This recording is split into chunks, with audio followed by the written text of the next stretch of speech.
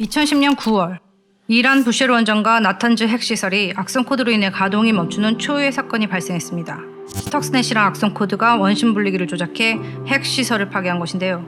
USB 메모리를 통해 원전 제어 시설을 감염시켰습니다.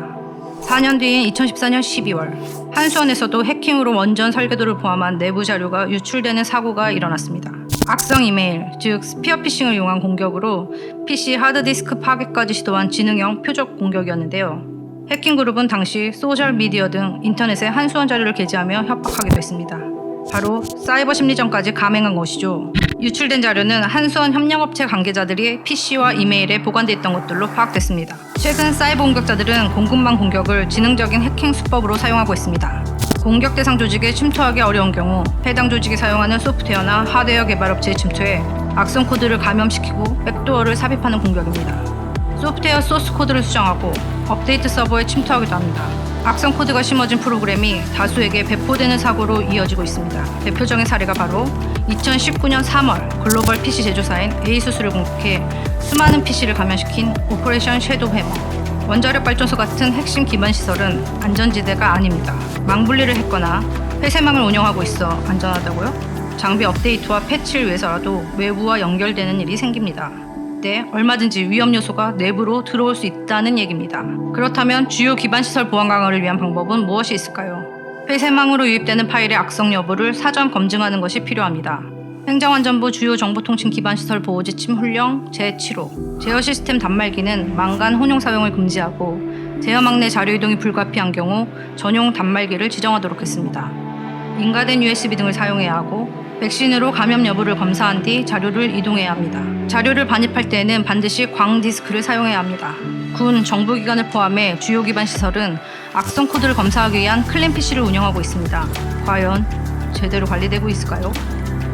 많은 분들이 사실상 무용지물이라고 이야기합니다. 감사가 나올 때만 하는 척하기 일쑤란 이야기죠. 파일 무결성을 검증하는 것에 한계가 있고 이력 관리도 수기로 해야 하기 때문에 불편하다는 이야기가 나옵니다. 클린 PC 대체제로 보안 키오스크가 등장했습니다. 국가보안기술연구소가 2017년 12월에 처음 보안 키오스크 기술을 개발한 것인데요. 이 기술을 토대로 만든 상용 솔루션이 나왔습니다. 바로 소프트캠프의 게이트 X 스캐너인데요.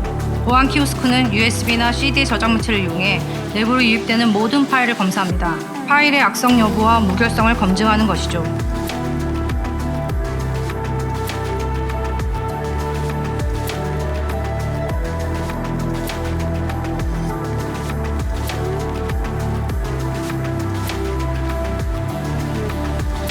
게이트 X 스캐너는 국가보안기술연구소가 개발한 구름이라는 보안운영 체제를 탑재해서 실내체인 기반의 강력한 보안성을 제공하고 있습니다. 행정안전부의 주요 정보통신 기반 시설 보호 지침 등과 같은 제어망 보안 규정을 준수하는 유일한 보안 키오스크입니다.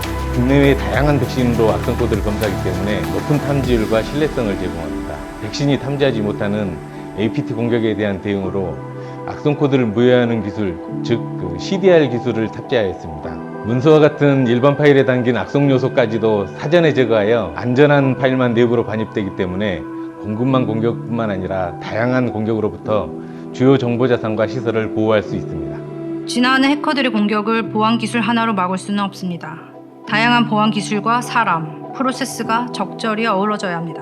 그래도 현재 시점에서 보안 키오스크는 시설 출입 단계에서 악성 코드 유입을 원천 봉쇄할 수 있는 방법이 될 것입니다.